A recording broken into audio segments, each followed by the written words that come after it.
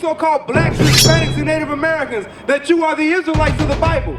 That we've been lied to about who we are in this world today. That we've been lied to in the Christian church, in the school systems. That they have not taught us the truth of who our people are. My brother, where you see your nationality is, who are our people today? Why do we suffer so much as a nation? Because we don't realize how great we really are. Because we follow after the religions that oppress our people. We don't realize that these things that we learned in Christianity have been lies. Read Deuteronomy chapter 28 verse 1 real quick. I mean 28 and 15. This is the book of Deuteronomy, chapter 28 and verse 15. How you doing, my brother? Brother, what's your name? Julio. Brother Julio. So now check out this sign right here. So we have the 12 tribes of Israel. This is the sign right here. So now, where you see yourself at? Where you see your nationality? No, I'm saying, what's your race? What's your ethnicity? Mexican. So now, according to the Bible, the so-called Mexicans would be from the tribe of Issachar. You ever heard that word before? Never. Okay, but you know what? But there's a reason why we never heard it before. Because somebody has been keeping this knowledge hidden from us. We don't realize that the so-called Mexican, what the word Mexican even mean? Because that's what you call yourself. What does that even mean? Bring it out. Huh? I don't know. You don't know. So because that was a title that was put on us by our oppressors. We don't know what that means. Right. Now when you look at the Mexican community, what do you see in our people's community? How are people living? Try it. Hmm? Try it. Like trash? Like bad? Bad or good? Bad. Bad. Now let's read that in the Bible. I'm going to show you this. Deuteronomy 28 verse 15. This is the book of Deuteronomy, chapter 28 and verse 15. But it shall come to pass, if thou wilt not hearken unto the voice of the Lord thy God. He said it's going to happen if you Israelites don't hearken to the voice of God. Now where do we find the voice of God at? No, you don't find, God's not talking to us like, you know what I'm saying, in our heads. But what we do have is the Bible. The Bible is the voice that we have to listen to, right? Right. So he said if we don't hearken to this Bible, if we don't listen to it, read. To observe to do all his commandments. But there's something specific that we gotta do. We gotta do God's commandments. Now when you look at the so-called black and Hispanic community, our people have not been keeping the commandments. Do our people steal from each other? Do we kill one another? Do we have sex outside of marriage? These are things that are commandments in this Bible. So our people are breaking these laws. And because of that, read. And his statutes, which I command thee this day, that all these curses shall come upon thee and overtake thee. He said if we didn't do the commandments, our people will be cursed. What's some curses that you see on our people? When you go, I mean, in your community, you live around here, right? Or where you stay at? I'm from San Francisco. You from San Francisco? What you doing out here? I got lost. You got lost? How'd you get lost? Tell me about it. They tell stories. Drugs. Drugs. Okay, so now is drugs, is that a blessing or a curse? Curse. That's a curse on our people. A lot of our people fall into that. Why? Because we don't keep God's commandments and we open ourselves up to following after these things to try to escape the reality that we're living in. Right. There's a lot of bad things going on. But so now, how long you been dealing with the drugs? My life. All your life? I mean, you had a starting point, right? Where you're teens or something? 16, right? So someone introduced you to it? Yes. Okay, like family or friends? Friends. Friends, right? So now, and then you still on it right now, right? Not right now. Not right now. So how long you been clean? We came 2 days. 2 days. Okay, 2 days. Okay. So but our people that means you still been dealing with it, still battling, right? Are you homeless? Yes, I'm homeless. Okay, so now I'm gonna show you something. Now what led you to dealing with the drugs? What did your friends tell you? Why did you decide to go do it? They were doing it themselves. Mm-hmm. They were doing it amongst themselves, and then it just passed it to me. And then pass it to you. I'm gonna show you something. Give me that in Exodus chapter 23, verse 2, real quick. You know what I'm talking about? Yeah, Exodus 23, verse 2. I think that's what I want. I'm gonna show you. So this is what happened because we don't have the commandments, because we don't have the straight guidance that God gave us. That's what opens it up to that. If we would have followed this commandment, then we wouldn't have these issues. You know what I want? 23:2? Yeah. This is the book of Exodus, chapter 23 and verse 2. Thou shalt not follow a multitude to do evil. Listen to what he says. He says, thou shalt not follow a multitude to do evil. Now, if we would have been taught God's commandments as young, we would have understood that that's not what we're supposed to do. We see other people doing evil, we're not supposed to follow after them and desire to do what they do. Even today, when you say, you know what, I want to kind of be clean, I want to make sure I'm getting away from that, but you see all the people around you who are still on drugs, who are still smoking, who are still dealing with that. He says you're not supposed to follow that multitude of the people that you're around who are doing evil. That's a commandment from God. Read it again. Thou shalt not follow a multitude to do evil. You're not supposed to follow a multitude to do evil, brother. So when you see those people around you who are doing evil, you're not supposed to be following after that. You're supposed to say, you know what? I don't want to be like this anymore. Do you want to stay on drugs for the rest of your life? So you want to be clean. So how are you gonna get there? How are you gonna make sure that you're staying away from drugs? I have to stay strong. Okay, how are you gonna stay strong? Great. So now check it out. Now you got people around you who do drugs, right? Yes. So now the people that are around you doing drugs, if you continue to stay around them, what do you think is gonna happen? Drugs. You're gonna do it again, right? Because you just said you got into it because of the friends that you have hanging around. They're the ones who say, hey, you know what, I'm doing it here. You do it too. So now if you're hanging around people who are doing drugs, you're gonna open yourself right back up to doing it again. Right. So what do you need to do? Stay away from it. Exactly. You have to stay. Remember that real quick in Amos 3, I think. Amos like 3 and 2, I think. So now I'm gonna show you something, because if you continue to be around those people who will say, you know what, doing drugs, you know what I'm saying, you're not looking for those, because you know they have different resource centers that you can go to kind of help build you up, to get you away from that environment. If you're not trying to look for those resources to get you away from those people, you're gonna go right back into doing the drugs. Right. It's nothing's gonna change because your environment. You didn't change your environment. You didn't change the people you was hanging around. Right. Read this. This is the book of Amos, chapter 3, verse 3. Can two walk together except they be agreed? Now look, he said, can two people walk together except they be agreed? Meaning, can I if I want to go left and somebody else wants to go right, are we gonna be walking together? Gather the sheep. How you doing, my brother? Come over. Hey, what's my brother's name over there? Stay right here, brother Julio, right? Hey, what's the brother in the hoodie's name? Come over, brother. What's your name? Sharp. Sharp? Yeah. Brother Sharp. I got brother Julio over here. Now we're talking about our people dealing with drugs, right? Have you ever dealt with drugs before, brother Sharp? Okay, I'll pray. You know anybody that does? You do? You got friends that do? So now I'm gonna show you something. I'm gonna read this again, and I want you to tell me what this means. Read it. This is the book of Amos, chapter 3 and verse 3. Can two walk together except they be agreed? Now what does that mean when it says, can two walk together except they be agreed? Say it again? Okay, read it one more time. Book of Amos, chapter 3 and verse 3. Can two walk together except they be agreed? So now he says, can two people walk together? Can they go on the same path if they don't agree?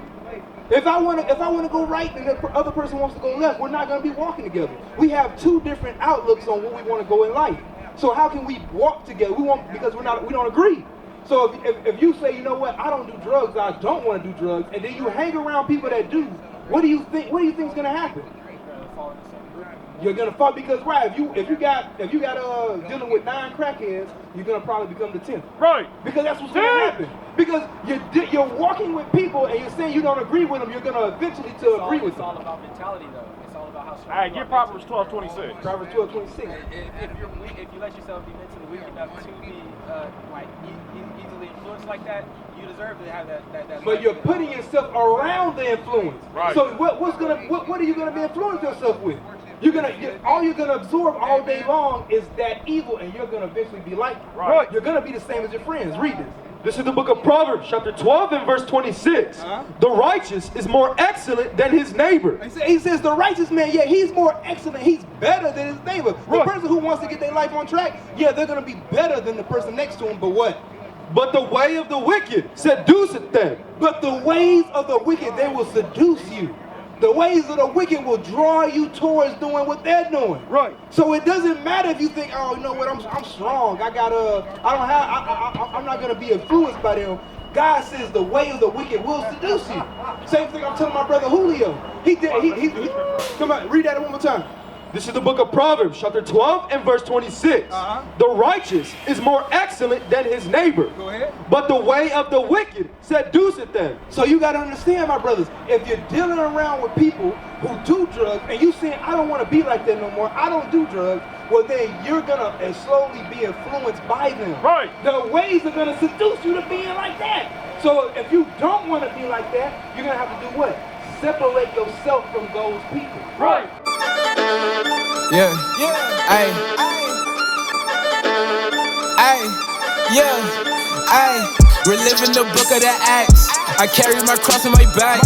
My homies still stuck in the trap. Going hard, ain't no time to relax. Keeping my mind on the throne. Applying the stuff I've been shown. That's what you have to do. You have to separate yourself from them before they influence you to do that evil. Because think about it, if I'm sitting around all day long, and for the majority of the day, and somebody whispering in your ear, hey, do drugs, do drugs, do drugs. Well, after a while, what do you think's gonna happen? Yeah, because it's constantly getting inherited to you every single day. Right. Every single day, somebody keeps saying it to you. And eventually you're gonna be like, man, listen, I'm tired, I'm just gonna give in. No matter how strong you think you are, brother Shaw, it doesn't matter because you're gonna, give me that real quick, evil communication, 1 Corinthians, I think. 15:33. Because eventually you're gonna get word out like, man, dang, you know what, whatever, I'll go do it. Same thing you see in our communities every day. Majority of our young men, they like rap music. They want to go gang bang. They want to be these influences that they see on the media. Why? Because that's all that's out there. They see it all day long, every single day. So eventually you decide, you know what, I want to do that too, because that's the only thing that we got to look to. It's just feeling the cycle. That's all it is, because that's like how they make you do it. The same people that own those companies, they own prisons and all that, everything else like that. They have to own so many like criminals and stuff like that to make money off of them. Yes. So what do you think they're gonna constantly pump out into the world? They're gonna pump out the stuff that's gonna get you into the prison. They're gonna pump out the things that's gonna put you doing the drugs. Right. Because all day, every day, that's what you look when you see on media, when you see on TV. Right. It's always some type of gangster movie, some type of drugs, some type of sexual thing, because that's what they're pumping into you. They know that evil communication is gonna corrupt you. Read this. This is the book of 1 Corinthians, chapter 15 and verse 33. Get out! Be not deceived. Evil communications corrupt good manners. That evil communication of those people that you're dealing with who do the drugs, they're gonna corrupt your good manners. They're gonna corrupt what you find right. You know what? I don't want to be no drug addict. I don't want to be like that no more. But the people that you're around who's influenced you, those evil, they're gonna push you to do it because that communication all day, every day. Push you towards it. Hey man, you know what? It ain't that bad. You've been doing it for this long. Just keep on going back to it. Right. Because my brother Julio, I'm sure that today is not your first day deciding you want to stop doing drugs, right? No, it's not. So then, what kept bringing you back to it? Homelessness. So homeless. That means you got people that are around you that are saying, hey, you know what? It's bad out here. Let's get an escape. Now, when you did the drugs, did it ever help you escape the homelessness? Yes. How did it help you escape? Yes, I'm talking about physically in reality. Did you ever stop being homeless after you did drugs? No. If anything, it kept you further there. Because if your mind is gone doing drugs, can you think about how to get out of your situation? Sorry? If your mind is on drugs, can you properly think about how to get out of your situation? How to better yourself? Depends. Give me that You'll always be distracted. Be sober. First Peter 5. You said what? The drug itself is always going to be a distraction. That's like one barrier. Bring a little closer to me here. The drug itself is a distraction. That's always like one barricade in your life that you got to overcome. If you can't overcome it, then you die really late. Okay, that's right. He says the drugs is a barrier. Right, so that's a good point. That's a heavy point. It's a barrier. You think that it's doing something for you. You're leaning on it, but it's actually blocking you from the rest of your life. Right. Because what it's doing is now, you know what? I'm gonna escape using the drugs. You said mentally, but physically you still here because once your high get done, are you still where you was at? Right. You still out here out on the streets. It didn't put no food in your belly. It didn't make you warmer. Well, it probably made you warmer, but it didn't change the situation. So doing the drugs is not what's going to help our people. Right. Read this. This is the book of 1 Peter, chapter 5 and verse 8. Bring it out. Be sober, be vigilant. He said, be sober. That's what our people got to understand. You blacks, Hispanics, Native Americans, you Israelites, you got to be sober. Right. We can't be out here drunk and high all day. We can't be out here, thinking it's okay to be homeless as long as I got some drugs. Right. We can't think that, hey, you know what, I can hang around with people who do drugs and I'm not going to be like that. We got to be sober. Read it again. Book of 1 Peter, chapter 5 and verse 8. Be sober, Be vigilant. Because when you're sober, my brothers, you're able to be vigilant. You're able to, you know what vigilance means? Yes. What does it mean? Aware. Aware. There you go. It means you're able to watch for the things around you. Hold on, stay with one real quick before we go. Read. Because your adversary, the devil, as a roaring lion, walketh about, seeking whom he may devour. Because check it out, because we have an adversary out here. We have an enemy, the devil, who's walking around trying to destroy us. And if you're not sober-minded, if you're dealing with people who are doing drugs, then you're not going to be in a clear state of mind in order to deal with that issue. Right. Because what we got to realize is that we are God's chosen people. We got to come back to knowing who we are and keeping God's commandments. That's right. One of the commandments is that we're not supposed to be dealing with no drugs. We're supposed to be sober. So, brother, hold on, brother, before you go, I'm gonna show you both of y'all that you're the Israelites according to the Bible. Go ahead and do Deuteronomy 28 real quick. So, where you see yourself at on this sign, brother Sharp? Where you see yourself at on this sign? On the top one. So, so-called African American, right? That means you would be from the tribe of Judah. Right. That's what the Bible says, right? So, I'm gonna show you how we know that. Read this. Deuteronomy 28:15. Read it real quick. This is the book of Deuteronomy, chapter 28 and verse 15. But it shall come to pass, if thou wilt not hearken unto the voice of the Lord thy God. Now he said if we didn't hearken to the voice of the Lord thy God. Now, brother Sharp, what you doing out here today? You homeless as well? Okay, where you headed? I can't hear you. To the bus? Okay, how old are you? 24, okay. Alright, so I'm gonna show you something because we gotta understand that we God's chosen people. He said if we didn't listen to what he said in this Bible, what's gonna happen? To observe to do all his commandments and his statutes, which I command thee this day, that all these curses shall come upon thee and overtake thee. He said if we didn't do his commandments, our nation would be cursed. Right. Now, when you look at the so-called black and Hispanic community, what kind of curses do you see? One of them we just talked about, homelessness, drugs. These are curses in our community. Read. Cursed shall thou be in the city. And you always find that in the city. God said our people will be cursed no matter what city they go to, no matter where in the world. You'll find our people in the impoverished areas. We'll be on drugs. We'll be killing one another. God says no matter where we go, our people will be cursed in the city. Read. And cursed shall thou be in the field. And in the field, in our workplaces, that's why it's hard for our people to get a job in order and support themselves because we're cursed no matter where we go. Right. Give me verse 68. Now this is a kicker, right? My brother Shar, you know about slavery? Now how did our people get over here to America today? One that still stands up. Huh?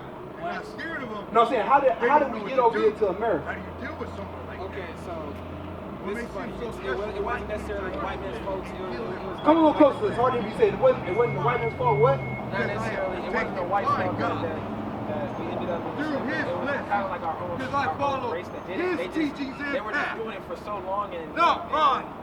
white people. That's why this will never see be it from my like a house. better perspective. They God's like house. like a beneficial wise. They took care.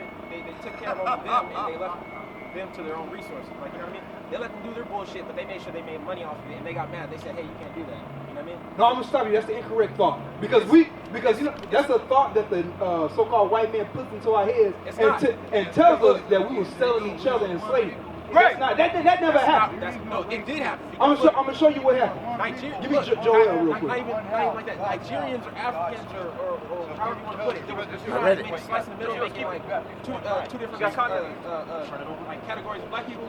How they try to make it seem like that. One another was selling each other. They literally started going back. I'm gonna show you something real quick because there's a difference. There's a difference between so-called blacks, or the so-called black man, the Negro. We the Israelites. Those other people are the Hamites, they're the true Africans, right? We're not the same people. Just like you have Chinese and Japanese. They're not the same. They look the same, but they're not the same people. So pay attention with me real quick. So now Tyre and Zidon are Hamitic nations. They are the true Africans, right? Right. So we are different people. Now I'm gonna show you what the Bible, what the dictionary says about Ham. Bring it out.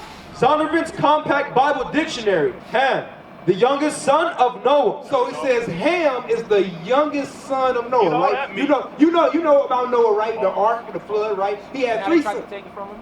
Say it again. How they tried to take it from him. Yeah, with the ark came, then you had Noah and his three sons, Ham, Shem, and Japheth, right? So after this, you have these three people who repopulated the earth, right? So now Ham, go ahead, read again. The youngest son of Noah, Go ahead. born probably about 96 years before the flood, Uh-huh. and one of 8 persons to live through the flood. He was one of 8 people to live through the flood. Go ahead. He became the progenitor of the dark race, He became the progenitor of the dark races. Read. not the Negro. But now who? Not the Negro. So Ham became the father of all the dark races, but not the Negroes. Who are the Negroes? That would be us, right? So he says we're not the same as those other dark races. We're different. Read. But the Egyptian. He became the father of the Egyptians. We ain't no Egyptians. Even though you got brothers who like to walk around with ankhs around their neck and little things on their head, we're not them. We have nothing to do with them, but they pretend like we are. Read. Ethiopians. The Ethiopians, we're not them. It might be some of our people over there, but we're not them. Libyans. The Libyans, we're not them. Read. And Canaanites. The Canaanites. Now we're talking about going into Tyre and Sidon. We're not the same as those African nations, those Hamitic people. We're not them. Go ahead. Oh, listen, now jump back to Joel 3 and 4. This is the book of Joel, chapter 3 and verse 4. Yea, and what have ye to do with me, O Tyre and Zidon? You Hamites, what do you got to do with me? That's what he's saying. Read. And on the coast of Palestine? Who's Palestine? Who lives in Palestine? What? Yeah, okay, Palestinians, so-called like Arabs, right? So he says, what do you have to do with me, you Africans and you Arabs? Read. Will you render me a recompense?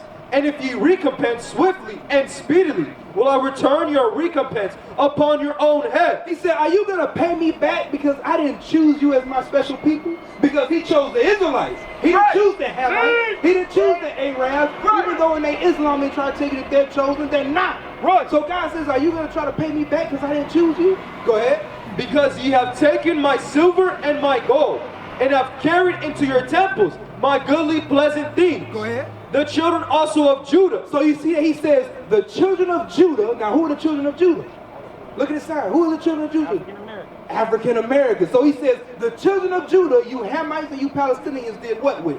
And the children of Jerusalem have ye sold unto the Grecians. Who are the Grecians? Who are the Greeks? Romans? Okay, what kind of people?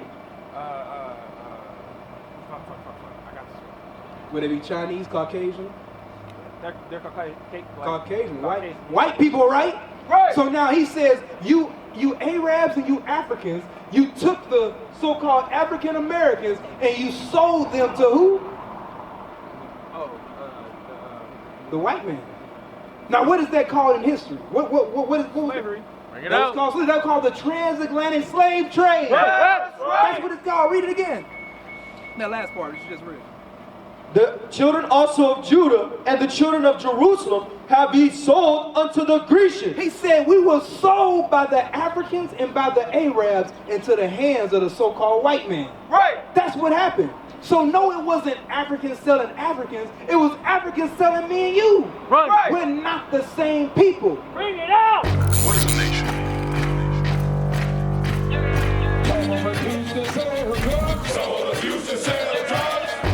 Nation is men leading by example.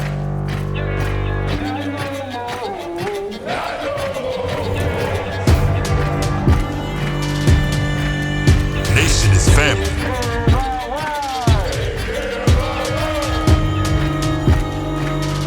Nation is community. Nation is children with role models.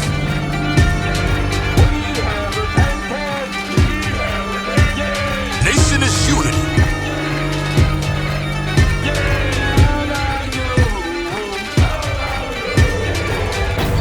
Nation is you.